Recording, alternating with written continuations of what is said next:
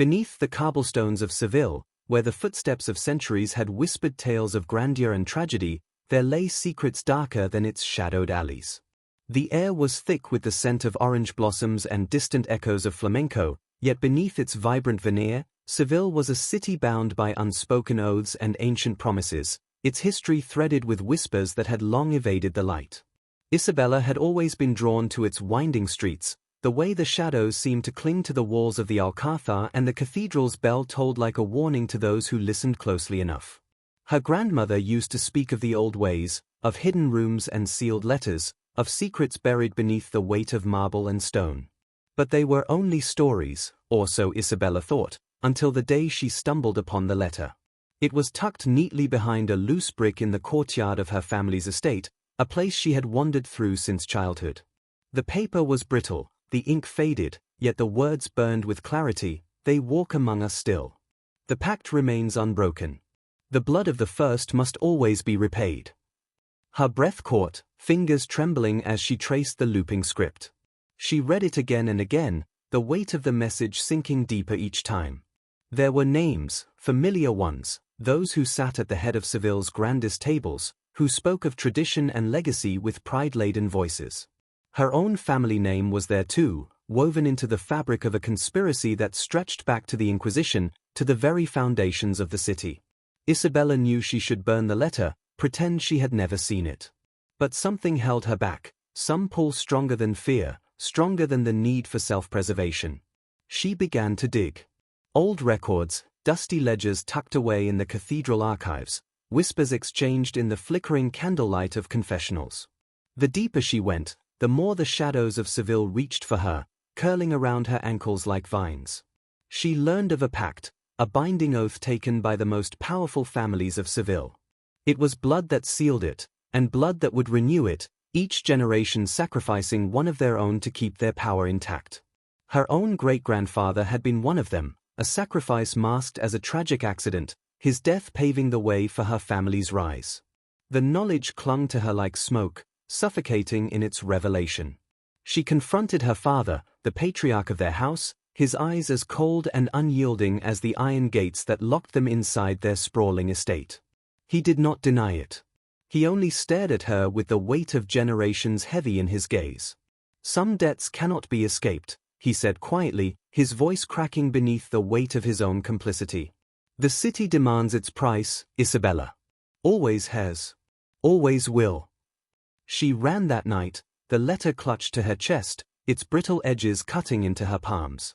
The streets of Seville twisted and turned, shadows stretching longer than they should have, whispers trailing in her wake. Her grandmother's stories returned to her in flashes, the secret tunnels beneath the Alcázar, the forgotten chambers where prayers were whispered in exchange for silence. It was in the forgotten chapel that she found him, an old man cloaked in shadow, eyes bright with something ancient and unyielding. "You seek the truth," he murmured, his voice a rasp like paper over stone. Isabella nodded, her throat too tight to speak. He beckoned her closer, his hand curling over hers as he led her deeper into the chapel, past cracked stone and dust-covered relics. There, beneath the altar, he pulled back a slab of marble to reveal stairs descending into darkness. "The debt must be paid," he whispered, and she understood then, in that moment of perfect clarity, that she had not stumbled upon the letter by accident. She had been chosen. Her heart pounded, the weight of destiny and legacy crashing over her. But she refused to be a pawn, not like those who had come before. She descended the stairs, the shadows thickening with each step, the air colder, the whispers louder. At the bottom, she found the altar, a slab of stone, stained dark with the echoes of sacrifice. Her family crest was carved into its surface, intertwined with those of the others, those who had made the pact, who had fed the city with their own blood for centuries.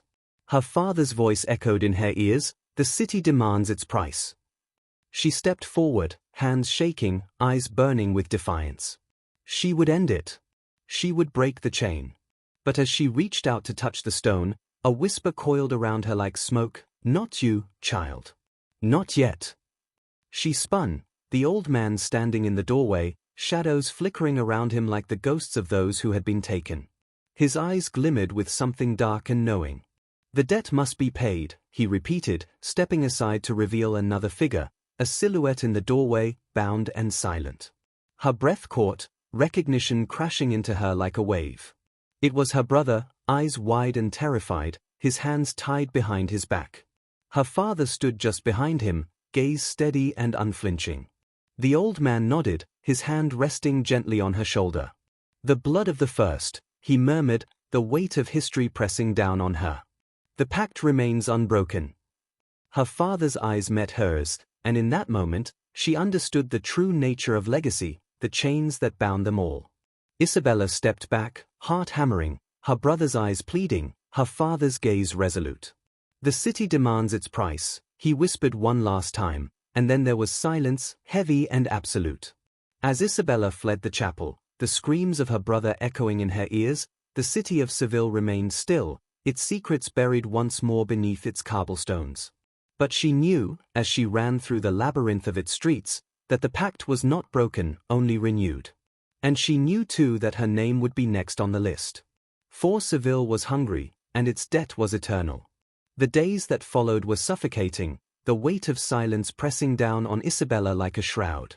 Her father walked the halls of their estate with the calm composure of a man who had simply fulfilled his duty. His gaze never wavered, his hands steady, as if the blood of his own son had not stained the altar beneath the city. Isabella's heart ached with grief and rage, the memory of her brother's eyes, pleading, terrified, haunting her every step. Yet she knew she could not show it, not yet. To survive in Seville was to wear a mask of indifference, to nod and smile and pretend that the cobblestones were not slick with generations of sacrifice. But beneath her calm exterior, Isabella was unraveling the threads of the pact. She began to visit the oldest parts of the city, slipping through narrow alleys where sunlight dared not venture, speaking in hushed tones to those who still remembered. There were whispers of rebellion, of a time when the pact had almost been broken, when a woman named Rosa Delgado had nearly brought the entire network to its knees. They called her La Rosa Negra, a shadow in Seville's history, her name spoken only in corners and quiet spaces. But she had failed, or so the stories went, disappearing into the depths of the Alcázar, her body never recovered.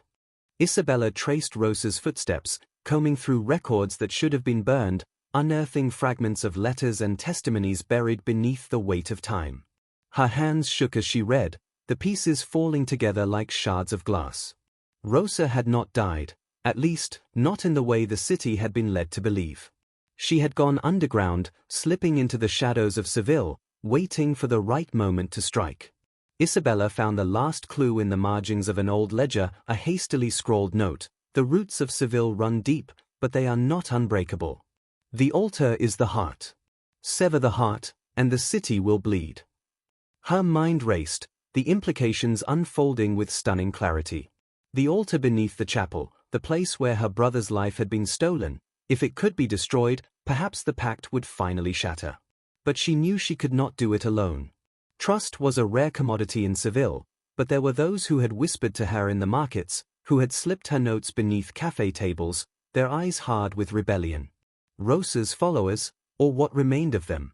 Isabella sought them out in secret, moving under the cover of night, speaking in hushed tones to men and women who bore the scars of Seville's hidden truths.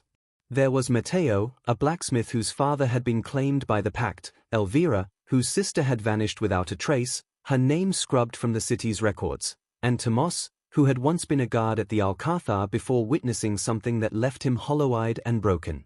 Together, they formed a plan, their whispers blending with the hum of the city.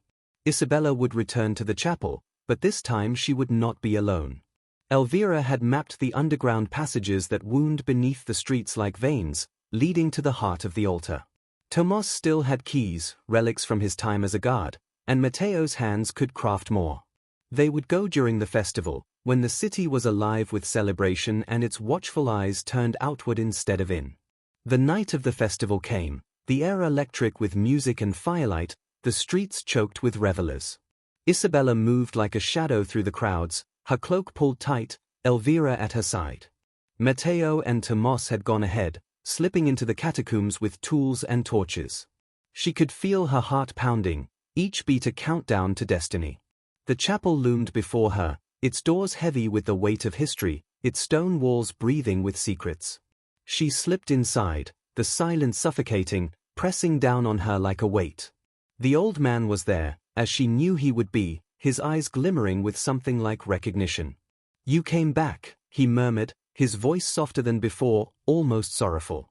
Isabella did not flinch. "The city demands its price," she replied, the words slipping from her lips like a curse. His gaze darkened, the smile slipping from his face. "And you intend to deny it," he said flatly, his hand drifting to the edge of his robe where she knew a blade waited. But she did not come unarmed. Before he could move, Elvira stepped from the shadows, the glint of steel catching the candlelight. The old man's eyes went wide, the blade slipping from his grasp with a clatter that echoed off the stone. He fell to his knees, breath ragged, the years seeming to collapse upon him all at once. "You don't understand," he rasped, his hands trembling. "If you break the heart, the city will bleed. Seville's bones are held together by this pact, its wealth, its power. You destroy the altar, you destroy everything." Isabella's hand did not falter. "Then let it burn," she whispered, stepping over his prone figure, her eyes locked on the hidden entrance beneath the altar. Elvira moved swiftly, prying up the stone with iron tools, the weight of centuries creaking as it gave way. The passage yawned open before them, a moor of darkness that stretched beyond the edge of the light. They descended into the depths, the air growing colder, staler, with each step. The flicker of torchlight cast long shadows against the walls, revealing carvings and sigils she had only seen in her grandmother's forbidden books. At the end of the passage, the altar stood waiting, its surface slick and dark, etched with symbols that pulsed faintly beneath the glow of firelight.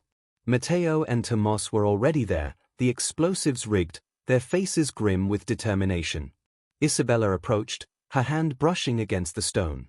It was cold, colder than it had any right to be, the chill biting into her bones.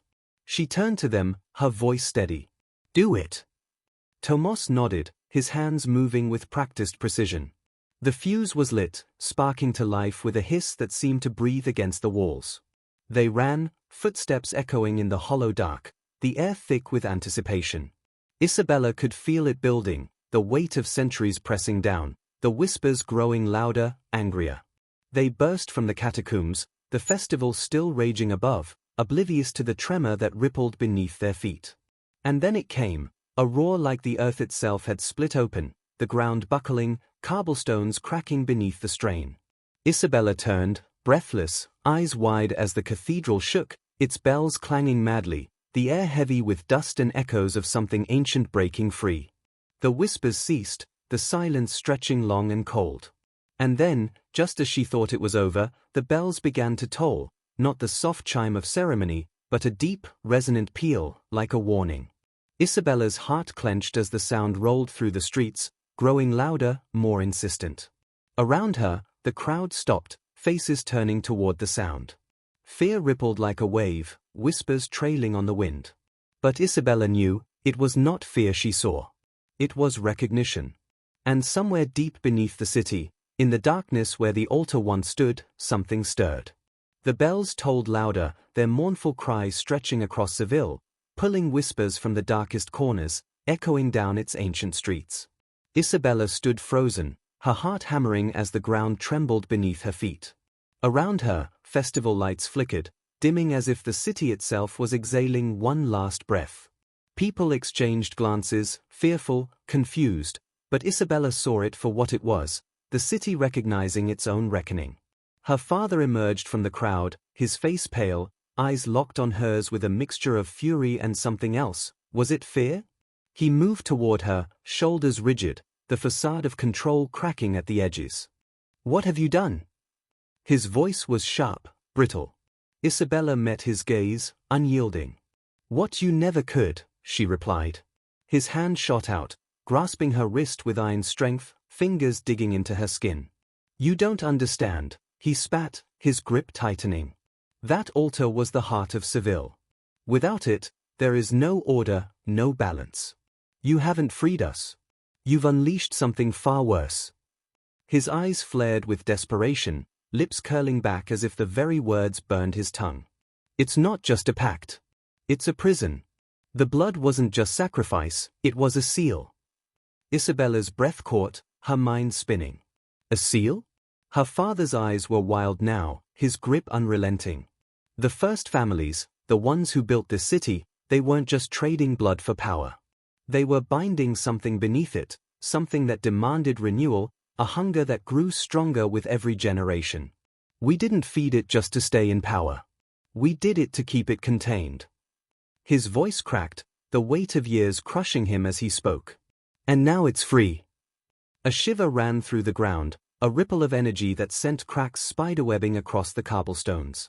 Isabella staggered back, wrenching her arm free from her father's grasp, her mind reeling. You knew, she whispered, her voice hollow. You knew, and you still did it.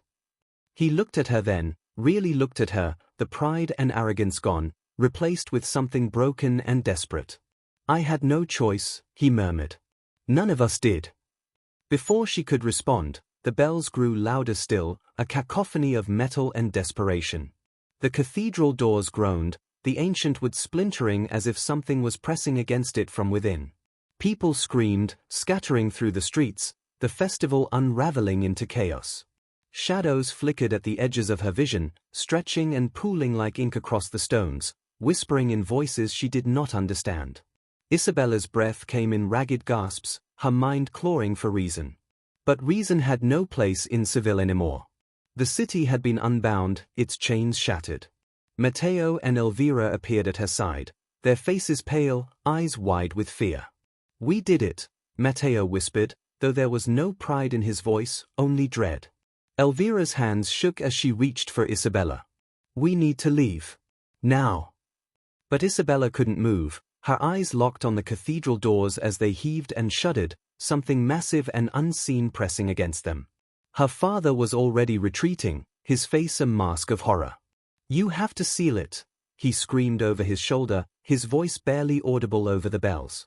Find the first stone. The one that bound it. Before it. His words were cut off by a deafening crack as the cathedral doors exploded outward, splintering into shards that rained like daggers onto the square. Darkness poured from the opening, thick and suffocating, pooling at the steps before coiling upward, reaching like tendrils of smoke. Matteo grabbed Isabella's arm, yanking her backward. We have to go, he shouted, his voice laced with terror. But Isabella resisted, her eyes locked on the darkness. It wasn't smoke, it was shadows, living and breathing, stretching out with purpose. She watched as it pulled around the square, slipping over the stones like a flood, spreading through the cracks of Seville.